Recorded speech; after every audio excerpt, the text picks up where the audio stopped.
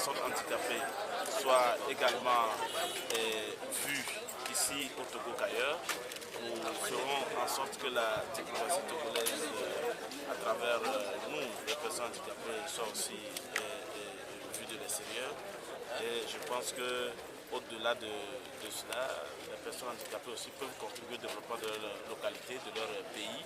Et c'est ce à quoi je m'attends. Donc je suis content et mon impression elle est bonne au sortir de cette proclamation à laquelle vous venez d'assister.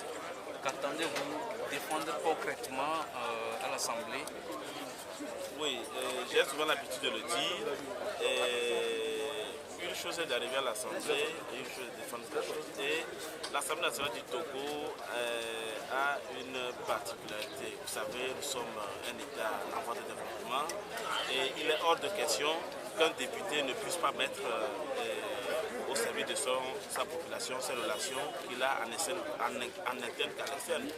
Et j'entends faire de mes relations que j'aurai, que ce soit lors de mes voyages, que ce soit lors de mes missions, si jamais je devais être amené à siéger, j'entends mettre ça au profit de ma population et de tout le Togo entier.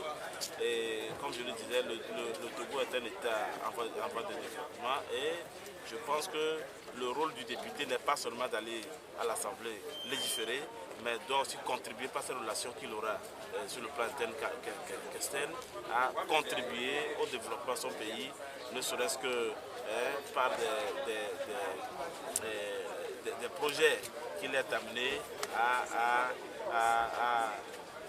à amener dans sa circonscription électorale dans les localités qu'il considère être moins loties dans son pays.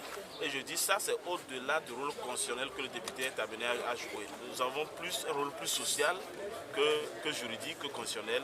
Et vu l'état duquel le Togo sort, je pense que c'est le rôle du député. Au-delà du juridique, au-delà de la constitution, au-delà du constitutionnel, il faudrait que le député soit amené à jouer un rôle de développement. Et donc mon handicap peut contribuer à beaucoup de choses, surtout qu'on verra du sérieux en l'État togolais. Et surtout pour une première fois, l'UNI a accepté d'aligner une personne handicapée dans sa liste socialiste. Et cela augure quand même d'un lendemain meilleur pour le Togo, surtout que l'intégration est de mise maintenant. Et l'UNIR a été le premier parti politique à l'avoir fait. Je pense que ça va être quand même quelque chose d'intéressant pour le Togo. Est-ce que vous n'avez pas eu de difficultés pour